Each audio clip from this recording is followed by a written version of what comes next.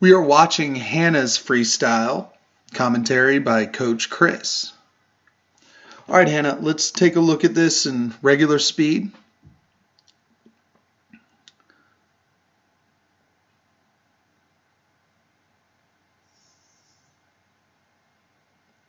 Just kind of seeing the rhythm of your stroke.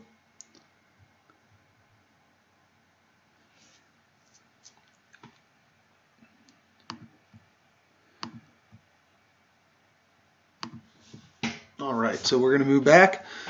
So doing a lot of things right at the freestyle. I know you're working, and we've been working on keeping that head still. Still looking around a little bit, but it's getting better. So I just want to stress that the head position is the top thing we need to work on.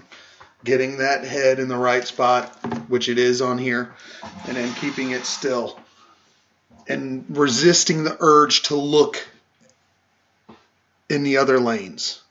Got to keep our eyes forward, keep our eyes in our own lane. So, nice high elbow recovery here on his right arm. Left arm as well. So, I really like how you're doing a recovery. Okay, there's two different theories. Straight arm freestyle, bent arm freestyle. Straight arm freestyle is the favorite right now for sprints. If you're doing like the 50 free, it helps you get higher in the water, kind of helps you maintain a longer stroke when you're trying to turn over super, super fast. But the bent arm freestyle is, I think, more versatile. And it's also good for a wider range of races. You can generate high hand speed on a sprints with it, but it also helps you because it keeps your arms a little more relaxed, which helps give you a little bit better stamina for those longer races. Also helps you, I think, establish a rhythm too. But right now you're swimming with a bent arm recovery, which I think works great. I think it's a nice versatile recovery, so I have no problem with that. Okay, this is a pretty good breath, fairly low. Okay, like to see that bottom goggle get a little bit more underwater. If I can see both goggles, then we're breathing a little high, but you're pretty low, especially for your age. That's a good breath. Breathing both sides, that's good, and breathing low to both sides. Just going into that turn.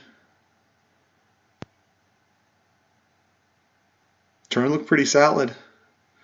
A little bit loose on the streamline, and I saw you kind of look forward. That's, again, you got to get some discipline on your eyes. You cannot be looking up and lifting the head out of line in that streamline. Okay, well-timed breakout. I like that breakout.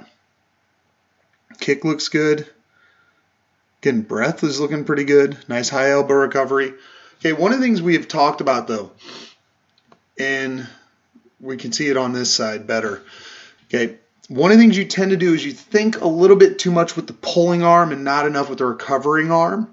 And so what happens is your hand, as soon as you extend out, you're going to scoop down and start pulling, and the recovering arm hasn't gotten into the position we want.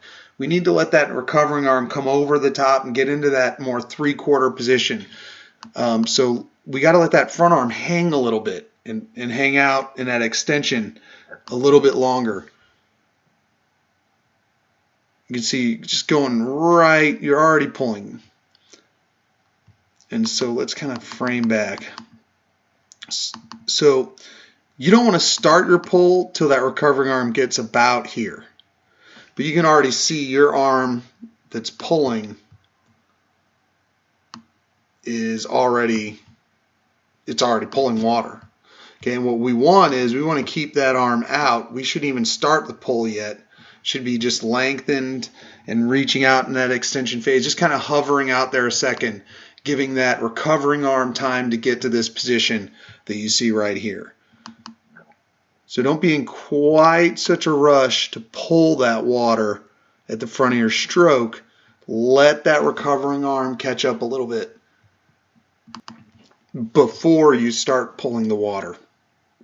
And what that does is that maintains the length of our body and keeps it maximum.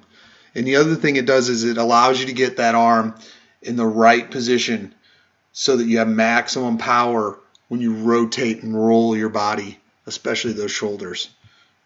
So like you want to start that pull right here about this part of this right arm as that elbow approaches the front of the head. So right about there is where you're going to pull that lead arm.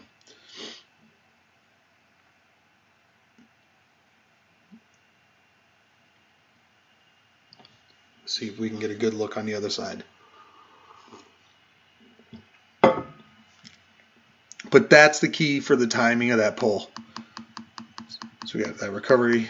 See, this elbow hasn't gotten to the head yet, but you can see your arm's already pulling. You're already catching. So just be a little more patient with that lead hand. A little more catch up on that stroke. And it'll help you maintain length, and it'll help you get to a position as you let that top arm recover to about 3/4, to about where we're at in this frame. You know, where the arm's coming down into the water is when you want to pull that lead arm. And what that does is give you so much more torque and rotation of the shoulders. It'll allow you to pull a lot more water at the front of the stroke with a lot more power. So just a little bit of timing difference. Just keep the hand out there a little bit longer, just a split second longer. Think a little bit more about where that recovering arm is when we go to pull. And don't think so much about just pulling as soon as you get to the end of that extension phase. So let's take a look at that stroke underwater, because I saw a lot of good things above water.